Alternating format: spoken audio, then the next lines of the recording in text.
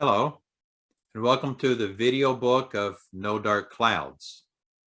I am the author, R.W. Nelson. And this novel is dedicated to the actual beggar children in India whose real-life disabilities and struggles led to the foundational themes of this novel. And in honor of Alberta Halls, a visionary writer of Christian fiction. Today we'll be doing the Ballad of Aditya and the Prologue.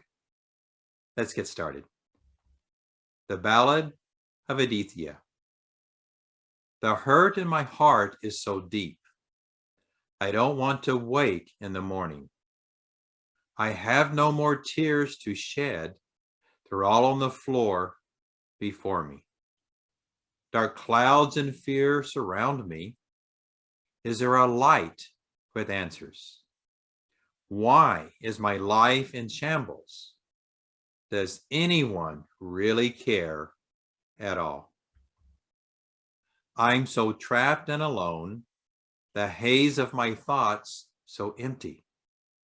My days are hopeless and sad. The cold and my hunger so painful. Dark clouds and fear surround me. Is there a light with answers? Why is my life in shambles? Does anyone really care at all? I've lost hope and love. Anger and hate engulf me. Revenge has shackled my mind. Burdens refuse to release me. Dark clouds and fear surround me. Is there a light with answers?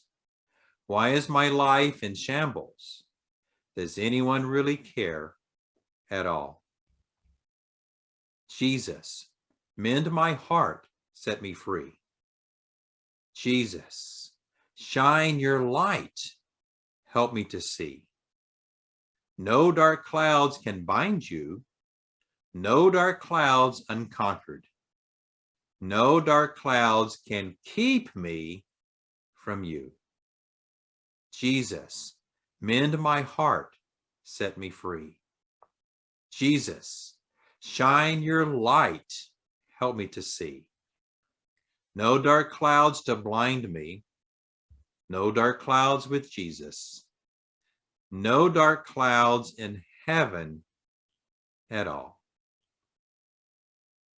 Prologue, 48 AD.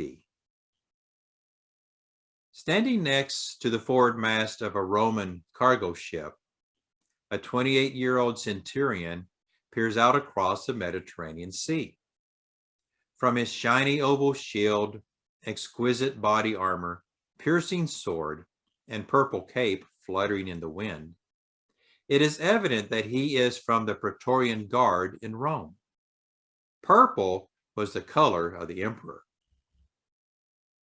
As he stares toward the horizon where the sea meets the sky, voices and memories from his childhood begin to reemerge.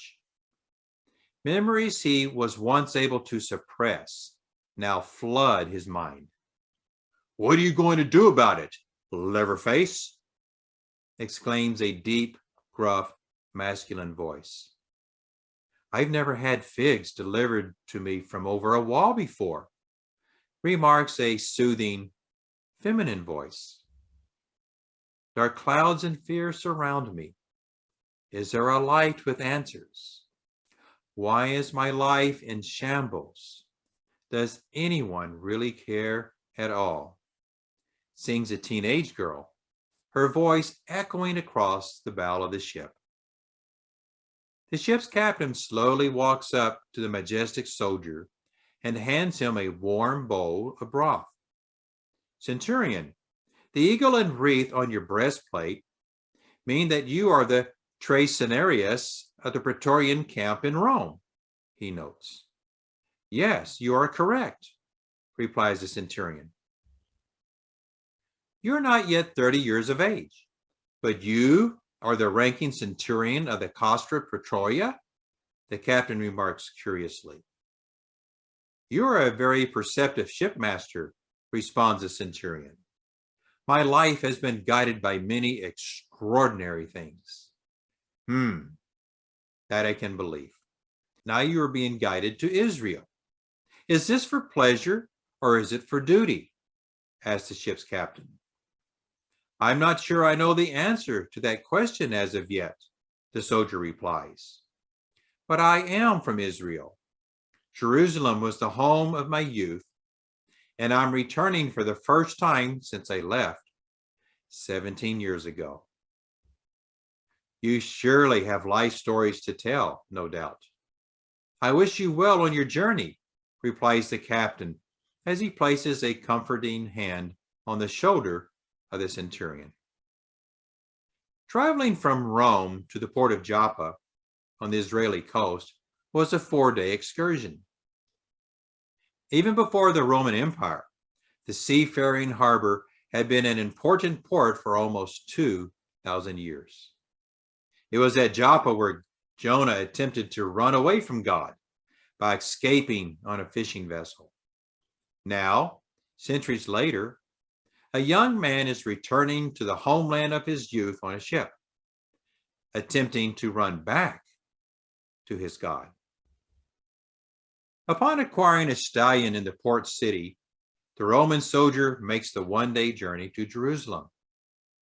Arriving on the Joppa road, the centurion surveys the ancient city from the vantage point of a steep, rolling hilltop. Clearly in view are the massive Jewish temple structures, the ominous towers of Fortress Antonia, the Hasmonean Palace, the Essenine's Gate, countless other dwellings, and myriads of people. He then turns his attention to a nearby solitary oak tree, standing alone on the hill.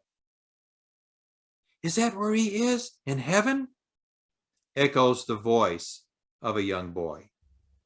Yes, I know it to be so, answers a girl's voice. But how can you be so sure? Responds the boy. The voice of another young boy comes to mind. I know where Jesus of Nazareth is staying for the Passover. I'm going to see the healer man soon. Alms for the poor and the homeless. Please help. Have mercy, echoes the voice of a very young girl. Dismounting his stallion, the centurion strides toward the oak tree. He places his hands on the tree and momentarily studies it. Noticing the outline of an unkept grave near the tree, he kneels down and straightens the rocks, identifying the gravesite. Once finished, he mounts his horse and enters the city. The arrival of a centurion from the Praetorian Guard to Jerusalem was not a common occurrence. As the tall soldier enters through the main gate, those in the surrounding area look on in amazement. These include beggar children who run up to the mounted soldier and, in unison, desperately beg for money and food. Dismounting and greeting the group of children, the centurion leads them to a baker's stall and buys each of them a loaf of bread. With bread in hand, the children run off, save one. A young 6-year-old girl returns to the soldier and jumps in his outstretched arms. The centurion and the girl hug each other before she rejoins the other children. Memories, once again, flood his mind. Later, the Roman soldier finds himself walking through the narrow alleyways of his past.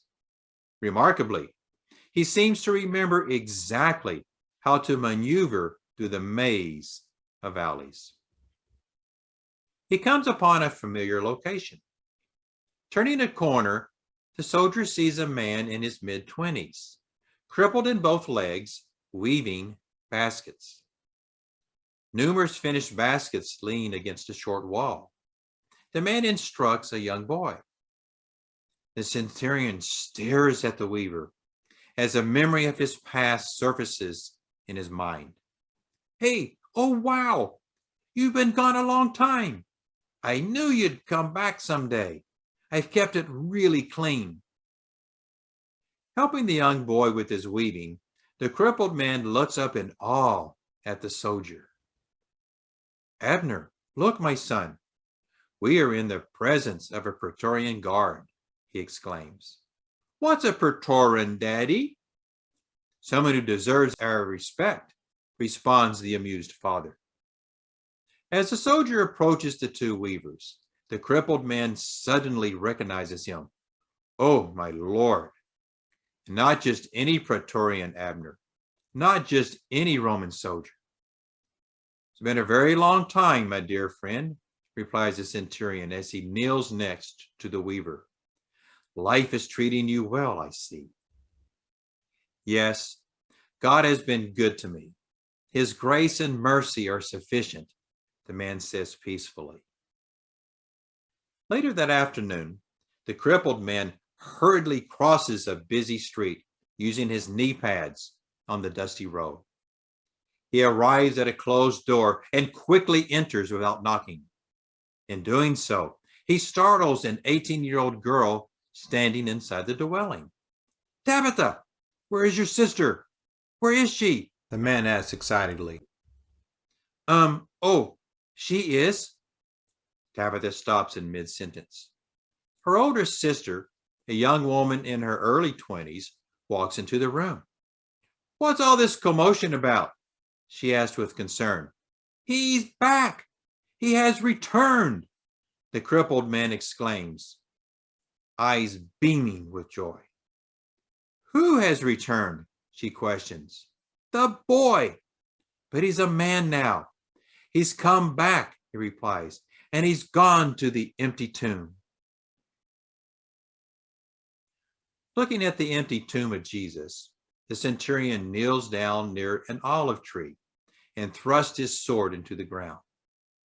He closes his eyes and places his forehead on the handle of the sword. Moments later, and in deep thought, the centurion hears someone coming up behind him. He looks up and sees an older man wearing Roman garments. Cleopas? The centurion asked. Yes, it is me, replies the man. Word still travels very fast around Jerusalem, I see, says the soldier. I am the stable master now at the fortress.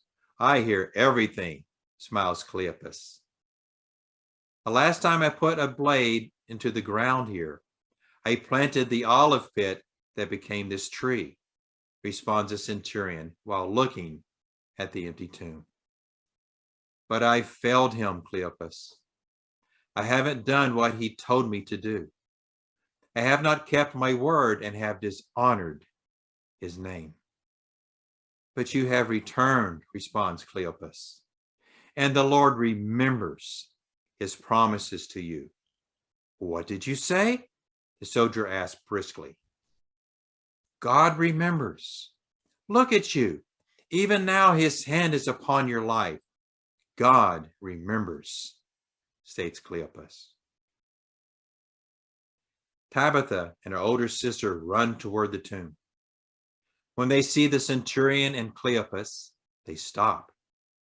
Upon seeing the Praetorian in his majestic uniform, Tabitha's sister drops to both knees and places her hands over her face. She begins to weep. The centurion rises and walks over to the two new arrivals. He kneels and gently lowers the hands of the weeping young woman. Are you? Questions the soldier. The young woman shakes her head, implying yes. Paprika, turmeric, za'atar, she says, revealing a soft smile to the centurion. With eyes gleaming with astonishment, he then looks at Tabitha. And you are? She is, states the older sister. This is Tabitha, and we have been like sisters ever since the master was here many years ago. I have often prayed to the Lord that someday we would meet, says Tabitha. God has answered my prayer. The centurion starts to speak, but notices a woman in her late 20s, briskly walking toward them. Wearing a gorgeous, bright colored sari, the woman's beauty is striking, even though she has no left arm, only an empty sleeve. Very slowly, the Praetorian rises and looks at the beautiful woman. Their eyes meet and speak volumes to one another without saying a word. Tabitha and her older sister nod to each other with sheepish smiles.